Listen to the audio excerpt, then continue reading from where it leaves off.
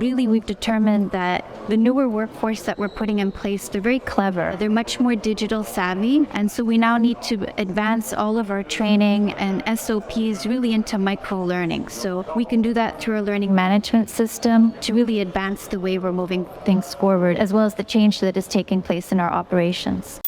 Hello, my name is Lakshmi Ajay. I'm an associate editor with Stat Media, and today I'm in conversation with Janet Wallace. She's the Managing Director of Cargo Operations and Transformation at Air Canada. Welcome, Janet, to this conversation. Nice to be here. I wanted to start off by asking you that you have been responsible for several transformation projects of Air Canada Cargo, which include digital engineering and training. Can you speak about some key focus areas that you followed when it comes to training and upskilling the employees for air cargo in the digital age? You know, at Air Canada Cargo, we started a transformation journey a couple of years ago, not really knowing exactly how it was all going to come together, but we started by employing engineers in the cargo warehouse. Previously, the only engineers that Air Canada had were in the maintenance organization. We brought in engineers into the workplace to reveal the work.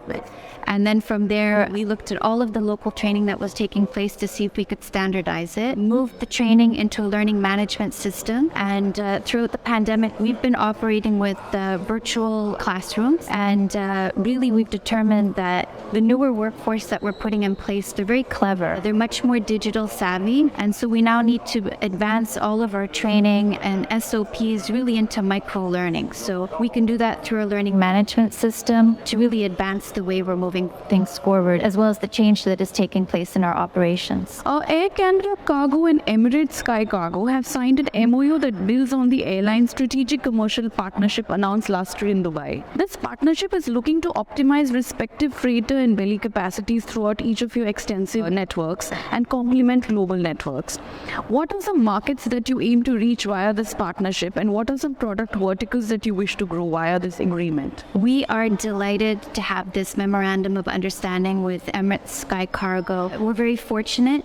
Both companies will be able to benefit by opening up capacity both on the passenger network as well as on the freighter network, and it's going to give us a much further reach in terms of market share. There's still a lot of details to be worked out, but we are absolutely delighted to have this partnership in place. Air Canada is investing heavily into building cold chain capacities in your hubs and have opened a 30,000 square feet cold chain facility in Toronto. Can you throw some light on the pharma volumes that you've transported in the last 3 years, and if you could categorize them into vaccines and other verticals? How do you plan to grow this segment? You know, pre-pandemic, we already had this notion of trying to really build out that vertical from a pharmaceutical handling perspective. And then when we found ourselves in the pandemic, we really capitalized on the moment to become IATA CEIV certified from a pharmaceutical handling perspective. And once we got into that and recognized you needed to have a quality management system, we needed to put in place the infrastructure. Therefore, we made the investment for the 30,000 square feet cold chain facility that we've put in place in Toronto. It's a state-of-the-art facility, but that alone doesn't allow you to just grow pharmaceutical handling. You have to have the quality management system, you need to have the infrastructure, you need to have really good packaging solutions to offer the customers, as well as participating in memberships like Pharma.aero, which allows us to learn and collaborate and really become more in sync with our customers in terms of what they're looking for. We're looking to have a quality offering across the organization, and we see pharmaceutical as a really good fit. So much so that the freighter that we've put in place now does a stop as of last week in Basel, Switzerland, which is really a key location in terms of pharma production and pharma handling. So I think all the elements are there, and we're going to look to capitalize on this moment to grow this vertical.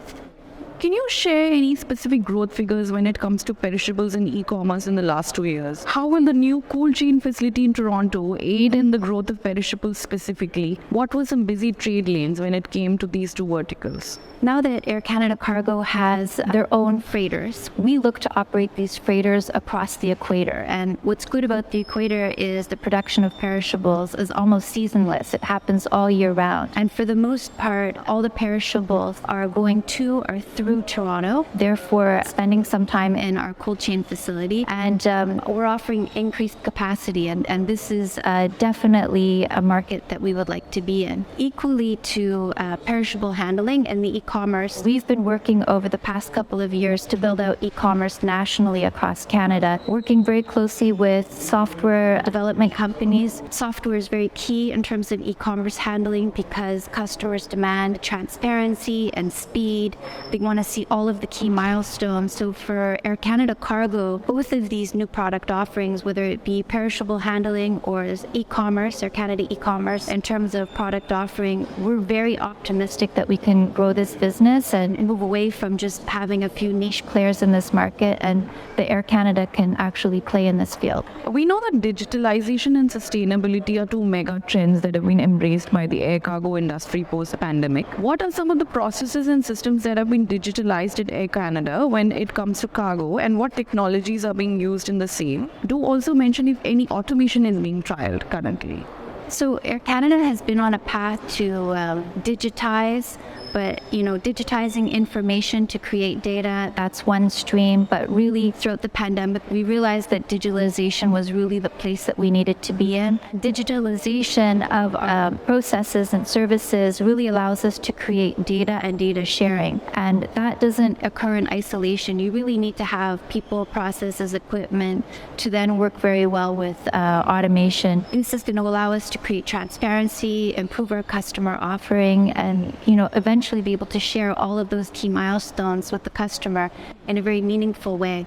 As per a recent press release, Air Canada introduced its second and third freighters and opened 30 new freighter markets. By the end of 2023, you expect to have 7 Boeing 767s, with 9 by the end of 2024.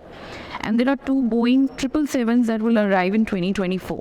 How will this add to your cargo capabilities, and what are some freighter markets that you're hoping to reach with this new fleet in place? This really changes our network. So we have 2 factory built that are arriving next month. We will end the year with 7 Boeing 767 freighters, and we will end next year up to 9 Boeing 767 freighters. This is really allowing us to change our offering within North America as well as Europe and Latin America. Going into next year, we will have 2 777s, which will allow us to better serve Trans-Pacific, and all of this increased capacity really allows us to put a lot of dots on the map. So traditionally, the locations that we offer cargo services follow the passenger flow. We are now up to 17 locations internationally, 3 of which are cargo only. So we are very proud to be operating in this area.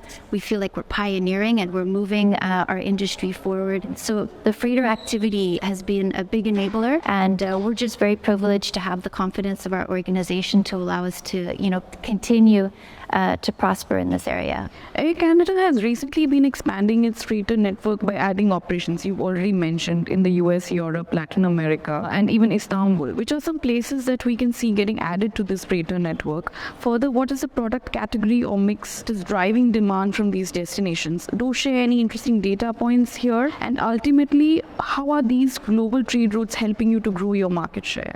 We're actually looking to create reliability in our services. So where we are operating today, we're looking to create redundancy. We feel that there's much more that we could do in the locations. Strategically, we have a plan that covers off many locations across the map. As I mentioned, we're underserving Asia, and so a Trans-Pacific operation is going to be very key to us in terms of better feeding the network. The freighters allow us to create a significant contribution to the passenger airline, and we look to leverage that. Thank you, Janet, for this conversation. Thank you very much. It was a delight to be with you.